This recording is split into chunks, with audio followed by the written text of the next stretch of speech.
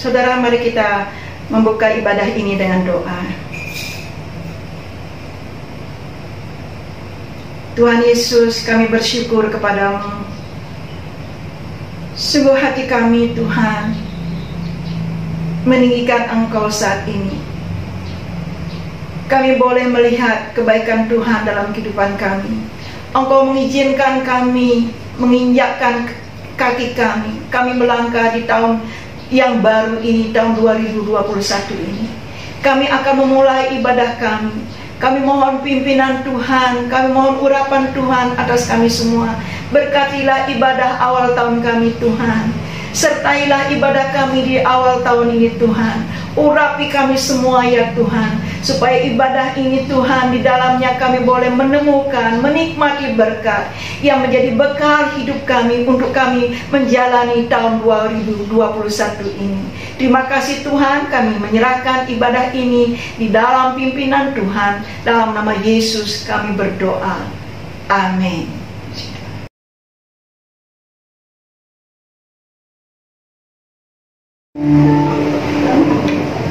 Shalom semua. Puji Tuhan, pada hari ini kita masih diberi kesempatan untuk memuji memuliakan nama Tuhan. Saya mau membawakan satu ayat Yeremia 29 ayat 11. Sebab aku ini mengetahui rancangan-rancangan apa yang ada padaku mengenai kamu, demikianlah firman Tuhan, yaitu rancangan damai sejahtera dan bukan rancangan kecelakaan, untuk memberikan kepadamu hari depan yang penuh harapan. Jadi saya bersyukur punya Tuhan yang luar biasa. Setiap kehidupan saya, Tuhan selalu merancangkan yang terbaik. Ketika saya menilai kehidupan saya sudah gagal, tetapi Tuhan berkata belum selesai, terus berjuang, terus lanjut, karena Tuhan memimpin hingga saat ini. Saya bersyukur memiliki Allah yang dahsyat, terus memimpin keluarga saya. Ketika bulan April semua ekonomi sulit, tapi Tuhan masih pelihara hingga saat ini untuk keluarga saya. Dan saya akan satu pujian mengangkat semua baik.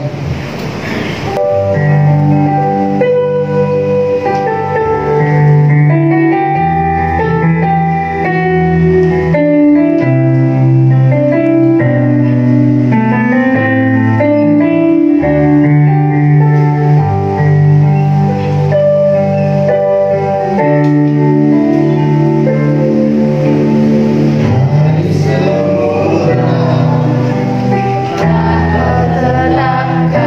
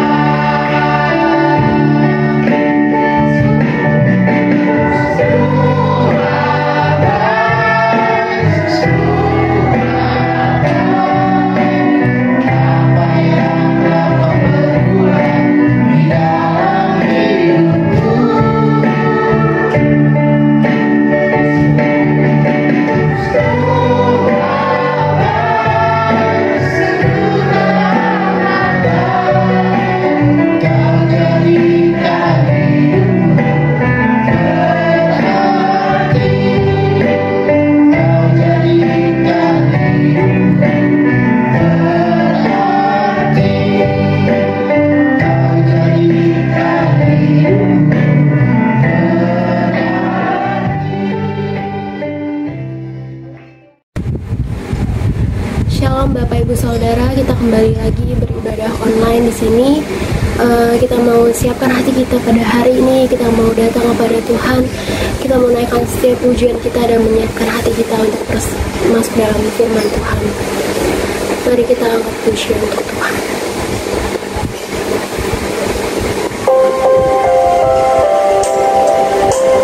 Kita tahu kita tidak bisa membalas Tuhan dengan apapun, tapi mari kita naikkan pujian kita dengan sungguh kepada Tuhan. Mari bersyukur kepada Tuhan. Haleluya Tuhan. Mari kita katakan Engkau Allah yang setia.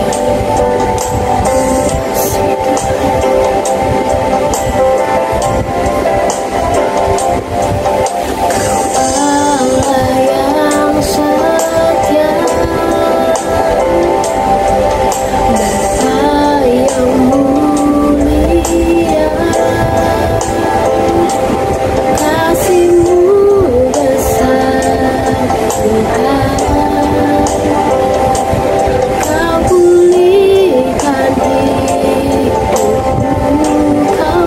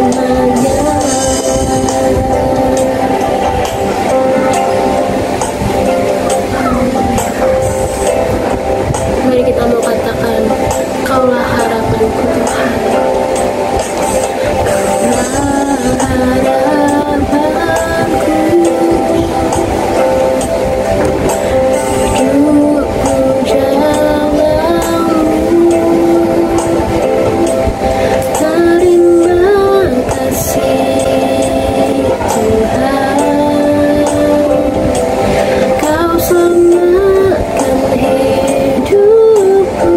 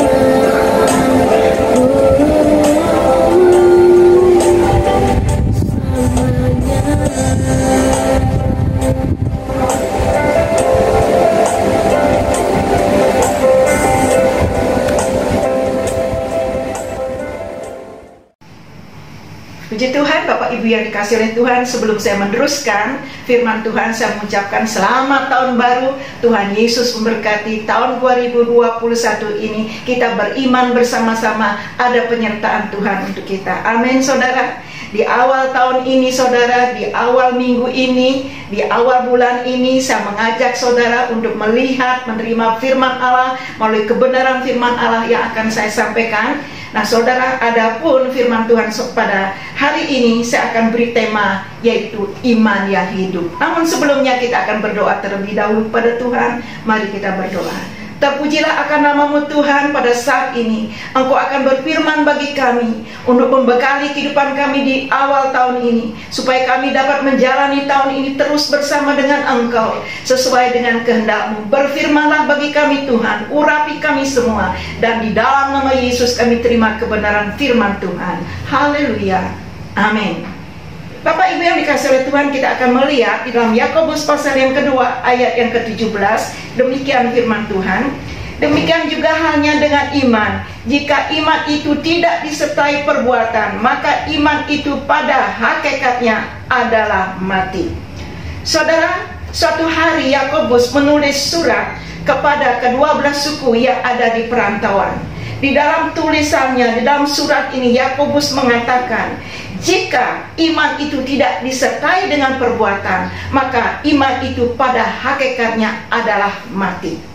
Kalau demikian berarti iman yang mati adalah iman yang tidak disertai dengan perbuatan. Berarti iman yang hidup adalah iman yang disertai dengan perbuatan. Tentu saja perbuatan yang baik. Saudara, seringkali kita berbicara dan mendengar tentang iman. Kita sering mendoakan orang lain, mengajak orang lain berdoa, beriman kepada Tuhan. Waktu mereka sakit, mengimani kuasa kesembuhan. Bahkan seringkali kita berbicara bagi diri kita sendiri, kepada diri kita sendiri. Pada saat-saat tertentu, ayo beriman, imani janji Tuhan. Lalu roh kita terangkat untuk mengimani janji Tuhan. Tuhan pasti akan pelihara kita. Kalau bunga bakung di padang Tuhan hiasi, kalau burung di udara Tuhan pelihara, kita mengimani, kita ini juga pasti akan dipelihara oleh Tuhan. Mari saudara yang dikasihi oleh Tuhan, kita beriman bersama-sama. Tahun 2020 ini kita sudah lewati dengan baik dalam penyertaan Tuhan. Tahun 2021 ini kita juga mengimani bahwa penyertaan Tuhan, pemeliharaan Tuhan pasti nyata dalam kehidupan kita selama kita tetap beriman kepada Tuhan. Milikilah iman yang hidup. Apa yang dimaksud dengan iman yang hidup? Tadi saya sudah singgung mengacu daripada ayat Yakobus pasal 2 ayat ke-17 ini. Iman yang hidup adalah iman yang disertai dengan perbuatan. Saudara, di dalam perjanjian lama ada seorang tokoh yang bernama Abraham. Abraham sangat terkenal. Dia disebut oleh Tuhan Bapa daripada segala orang yang beriman. Namun demikian tidak selalu imannya mulus. Kalau kita melihat saudara, dia pernah gagal dalam iman. Dia pernah melakukan kesalahan. Apa yang dilakukan oleh Abraham? Waktu Abraham berada di Gerar, di negeri orang Filistin, setelah pada saat itu Raja Abimelek menjadi raja atas orang Filistin. Disitulah Abraham bersama dengan Sarah. Mereka menjadi pendatang di sana. Mereka menjadi orang asing di sana. Waktu Abraham dan Sarah tinggal di Gerar ini, mereka memperkenalkan diri mereka sebagai kakak beradik, sebagai saudara, bukan sebagai suami istri. Kenapa saudara? Ada alasan yang membuat Abraham melakukan itu. Dia takut mati. Semua orang memang takut mati. Inilah alasan Abraham. Dia takut mati. Dia takut nanti orang akan mengambil istri. Dia takut mati karena kecantikan daripada Sarah. Takut dia dibunuh oleh orang, lalu istri yang diambil oleh orang yang mencintai istrinya. Itu yang menjadi ketakutan dia. Lalu dia memperkenalkan dirinya bahwa dia ini sebagai kakak beradik, bersaudara. Memang Sarah adalah wanita yang cantik, parasnya begitu menawan, melebihi daripada wanita-wanita yang ada di sekitarnya. Dan kecantikan Sarah ini juga terdengar di telinga daripada Raja Abimelek. Lalu Raja Abimelek menyuruh orang untuk mengambil Sarah. Waktu Sarah dipertemukan, dibawa menghadap kepada Raja, lalu Raja jatuh hati, jatuh cinta. Lalu Raja ingin mempersunting menjadikan Sarah sebagai istrinya. Saudara, belum, singkat cerita, belum sempat lagi saudara Abimelek menghampiri Sarah atau tidur bersama dengan Sarah.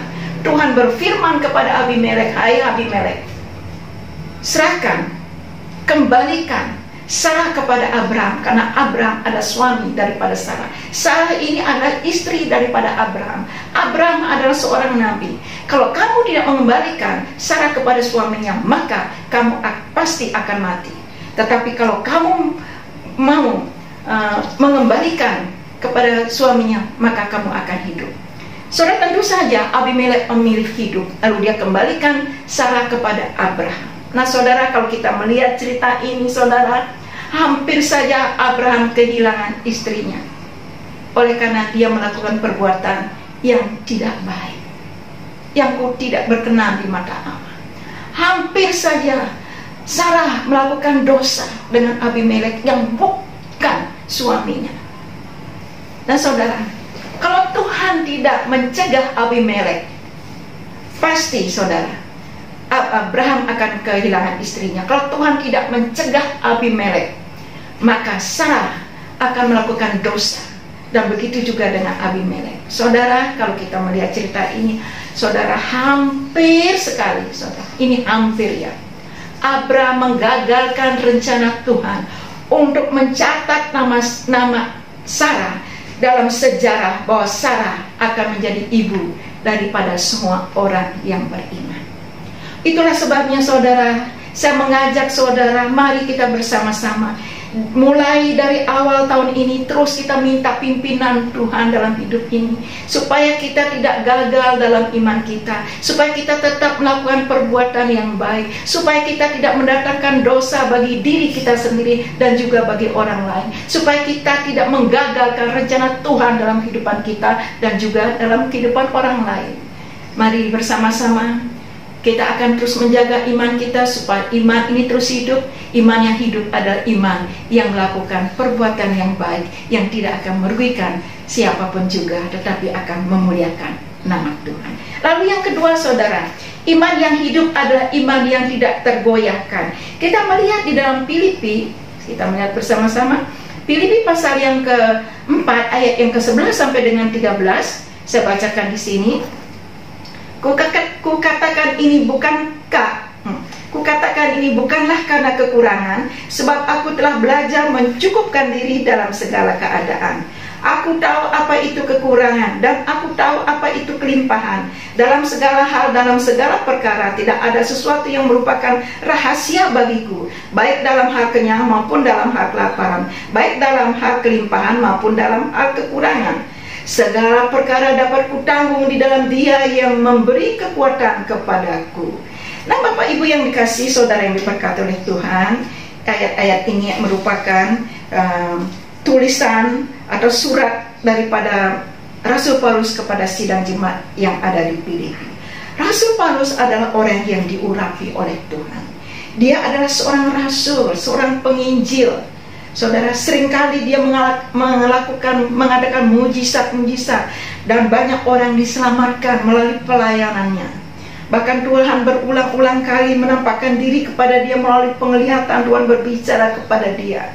Meskipun demikian saudara, bukan berarti Rasul Paulus itu selalu dia ada di dalam berkat yang berkelimpahan. Dia di dalam ayat tadi mengatakan dia pernah mengalami kelaparan, kekurangan. Kelaparan, kekurangan itu bukan rahasia lagi buat dia, karena dia sendiri pernah mengalami. Dia juga pernah mengalami kelimpahan. Waktu dia mengalami kelimpahan atau kecukupan, dia tidak lupa berbagi kasih, melakukan sesuai dengan firman Allah. Waktu dia kekurangan, dia kelaparan, dia tidak bersungut-sungut, imannya tidak menjadi goyah. Kenapa saudara? Karena dia belajar untuk mencukupkan dirinya, saudara, sesuai dengan keadaan. Dia kuat di dalam iman, di dalam keadaan seperti ini, karena dia mendapat kekuatan daripada Tuhan.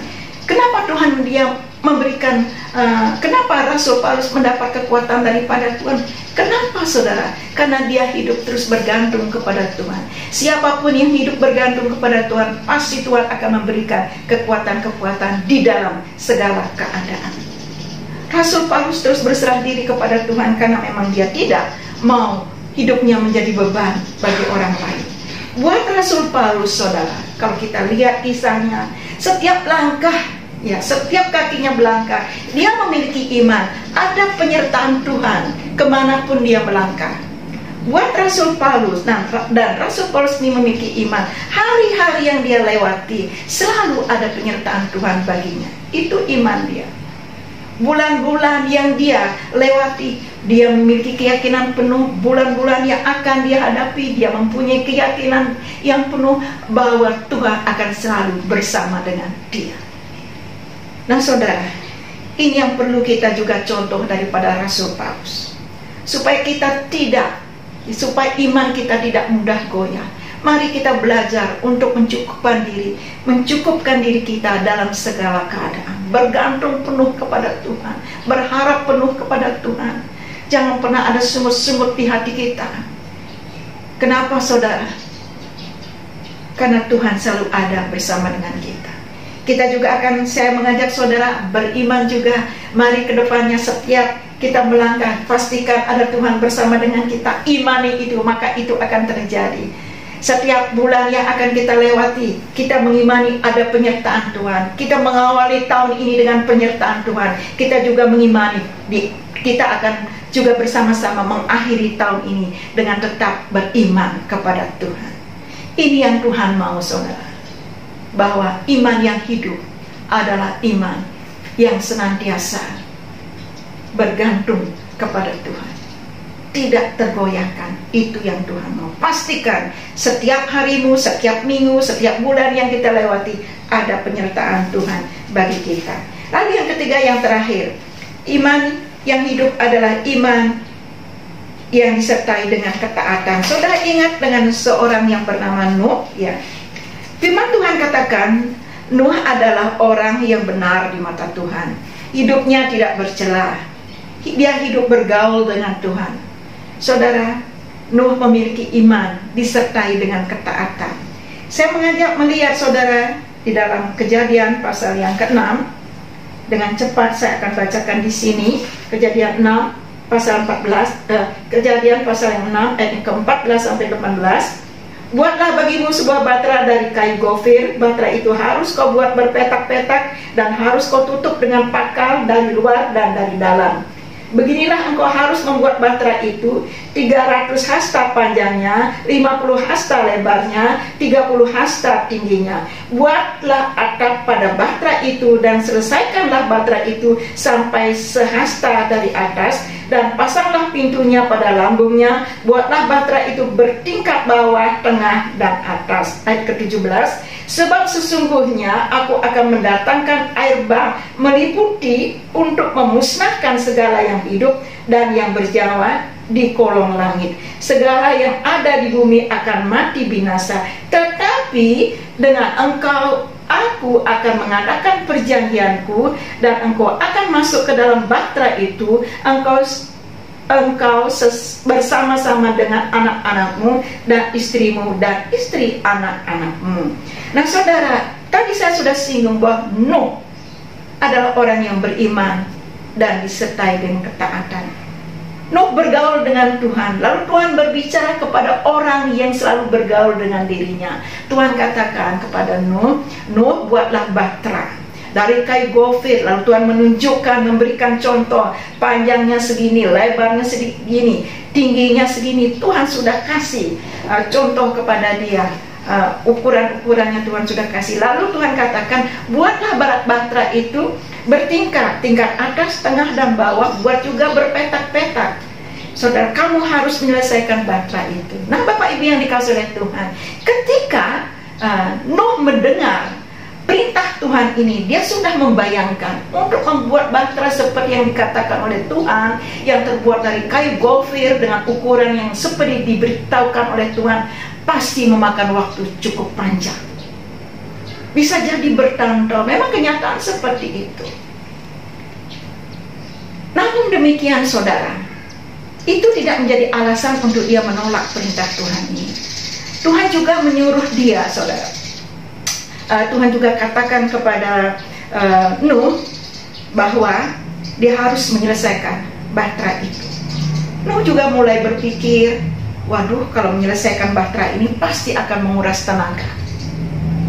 Tapi itu juga tidak menjadi alasan untuk dia menolak perintah Tuhan. Karena bagi Nuh, saudara, dia memiliki iman. Kalau Tuhan menyuruh dia membuat bahtera, sekalipun itu rumit, sulit, dan dia belum pernah melihat bahtera, pasti Tuhan akan memberikan dia hikmat. Pasti Tuhan juga akan menolong dia untuk menyelesaikan bahtera itu. Kalaupun dia kehabisan tenaga karena memakan waktu yang begitu panjang, dia juga memiliki iman. Pasti Tuhan akan memberikan dia tenaga untuk menyelesaikan bahtera itu. Itulah sebabnya, saudara, dia memiliki ketaatan kepada perintah Tuhan. Di dalamnya juga ada iman. Waktu Tuhan katakan, aku akan memusnahkan semua yang hidup dan bernyawa, tapi engkau akan aku selamatkan. Dia percaya kepada firman Allah ini. Saudara, kalau kita melihat akhir cerita ini, ternyata memang Tuhan menyelamatkan Nuh. Saudara, dengan apa Tuhan menyelamatkan Nuh?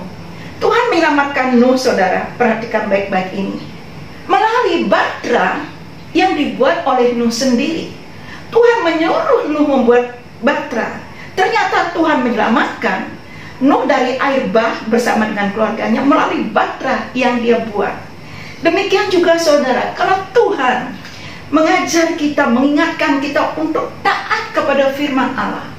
Ketaatan itu bukan untuk Tuhan, tetapi untuk diri kita sendiri. Artinya apa, saudara? Maksudnya apa?